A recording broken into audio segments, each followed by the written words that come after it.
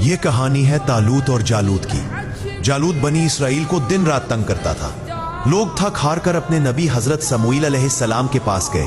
انہوں نے کہا ہمارے لیے ایک بادشاہ مقرر کرے۔ حضرت سموئیل علیہ السلام نے فرمایا اللہ نے طالوت کو تمہارا سردار بنایا ہے۔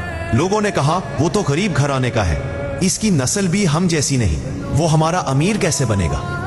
آپ نے فرمایا اللہ نے اسے چنا ہے کیونکہ وہ علم اور حکمت میں سب سے آگے ہے۔ پھر بنی اسرائیل کو تابوت سکینہ واپس ملا تو انہوں نے طالوت کو مان لیا۔ طالوت علیہ السلام کے پاس 313 ساتھی تھے۔ جالوت کا قد بہت لمبا اور وہ سر سے پاؤں تک زرہ پہنے ہوتا تھا۔ اس کی آرمی کو تو مارا جا سکتا تھا لیکن جالوت قابو میں نہیں آتا تھا۔ پھر ایک 16 سال کا لڑکا سامنے آیا۔